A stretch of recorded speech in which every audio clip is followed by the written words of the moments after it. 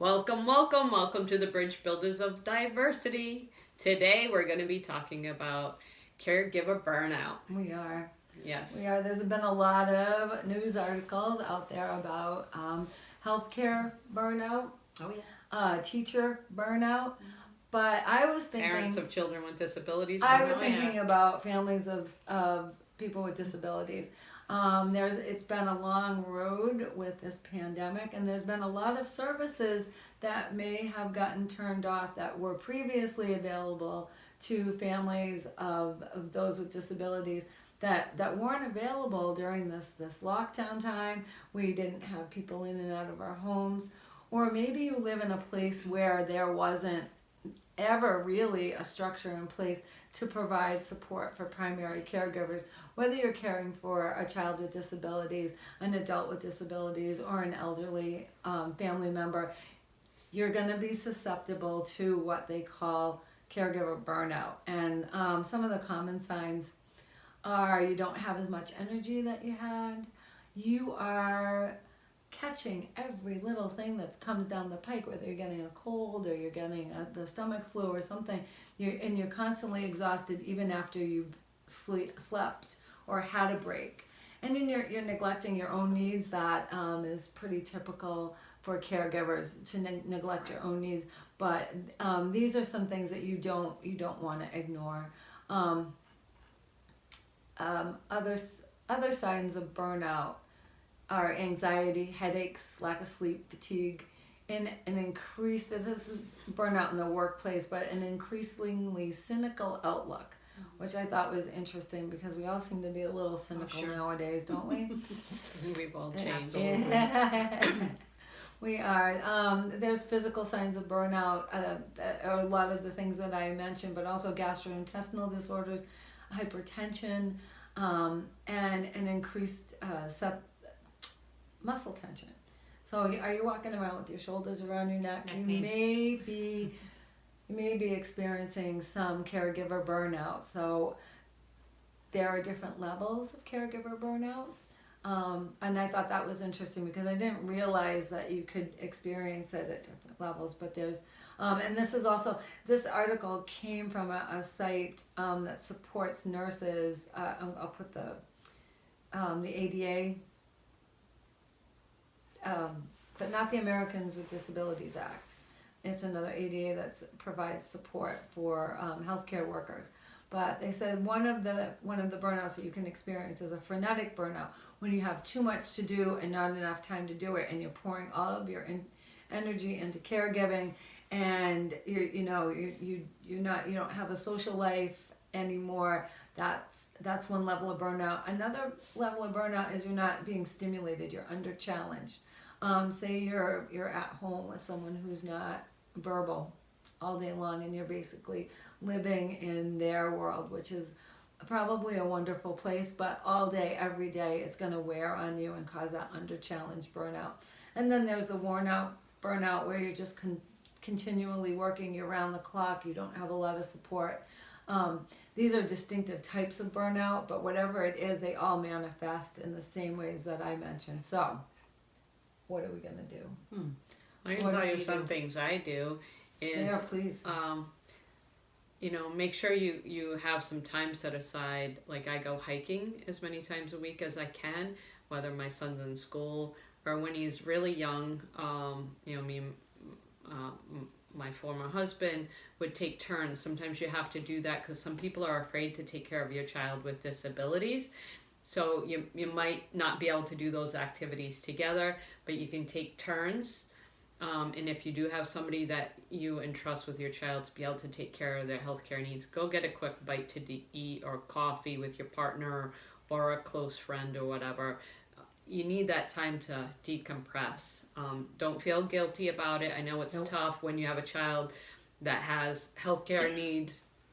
You may not think somebody else has the capability of taking care of them the way you do. Right, but they can handle a couple of hours so that you're at your tip top. And those are all really, really wise. Yeah. So those are things I've done through the years. At certain times of his life, maybe it wasn't as much. But, even those short little bit, or even going for a coffee with a friend, even if you can't do a full dinner, just going and getting a coffee for 20 minutes and having adult conversation. And will change, and that will help with that under challenged type of burnout. Yeah.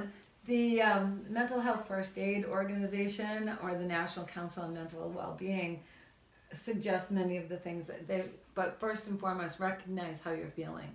If you're having a lot of neck tension, shoulder tension, or you're catching every cold, you're feeling exhausted even after you had a good sleep, question it, like, am I finding it hard to concentrate? Understand your wellness needs, like where are you physically, where are you mentally, where are you spiritually, and do a little check-in with yourself. And then I like this idea, and this sounds like a lot like what you're doing, create a care plan, something regular, so that you're not waiting until you're ready to freak out to go get that 20 minutes of respite. You have a plan, you have a scheduled release, whether it's working out, hanging out with friends, doing something alone, going for a drive, participating in a hobby, going to hear music or theater or something. That's going to fill you and make you feel better. And then talk to someone that you trust, like have a network, have a I know we always talk about our girlfriend's network, but if you're male out there and you're listening, have a network. Have somebody that you can trust, that you can talk to get about dads your feelings. together. Yeah, get dads together, because a lot of men think, I can handle this, I can do this, but no one can handle it all by themselves. Get yourself a network, find yourself a colleague, a friend, and if you're in a caring profession, recognize some of these signs of burnout that we had talked about, the anxiety, because it does lead to a detachment. And this was what I found interesting, is like burnout, regardless of what kind of burnout you're suffering from, it can lead to a detachment from the people that you're caring for. So if you're caring for a child with disabilities at home, you might feel a distance between them. If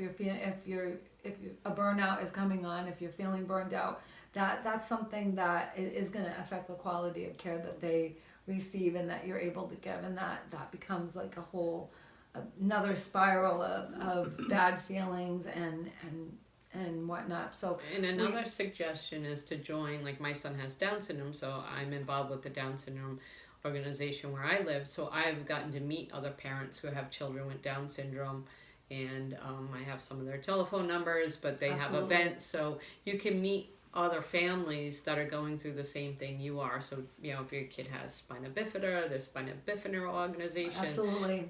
March of Dimes, there's all the Shriners. Yeah, there's autism. Pretty much every state has like a local chapter of an autism support network, or name it. Unless it's a very, very rare organization, but then that might fall under like a March of Dimes, or a healthcare. But look for that, or hospital staff may be able to direct you to your local area organizations, because I found that was a way to meet other families who had similar life experiences, because your other friendships may change, they may not understand it, and family relationships may change. They may not know how to adapt to the new person with disabilities in the family. That's an adjustment for everybody. Or to their new stage. It might be great when everybody still comes around when they're little, but now that they're grown up, they might have aspects of their personality or their care that makes it uncomfortable for some people. So your friendships are gonna change, and that social network is gonna change. But I guess the bottom line is that you're not alone. Right. You don't have to shoulder this by yourself. Recognize the upcoming burnout that you might be feeling, and reach out and find somebody, whether it's through an official network or through your own friend and family network. You don't have to do it by yourself. You don't have to you don't have to shoulder the weight of the world because you have a family member with a disability, or you're caring for somebody who's ill. Take some time for yourself. There's even a hospice network. I know in our state of Rhode Island there's a network for people who have families in hospice, and you can pick up the phone anytime and they'll talk to you. Yeah. Hospice is help you. wonderful. Yeah. Wonderful. All right. So if you like this content, if you have any questions, Thumbs button. don't forget the thumbs up button. Right. Subscribe. And we're gonna Like, be putting share. some resources in the comments for you, in case That's you if are. they give them to me. They forget sometimes. Sorry. It's in the hard copy. Did I email? Oh, She forgot to email. I me. forgot to email the hard Should've. copy. I'm getting called out in public right now. So mea culpa. I apologize. I'm going to make sure that she gets those resources.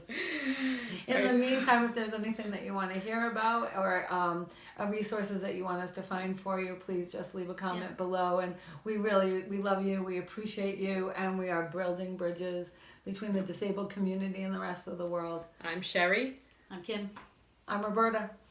Thanks, guys. Hit the like button. Right down there. Thank you guys. Appreciate you all. Bye. Bye, guys.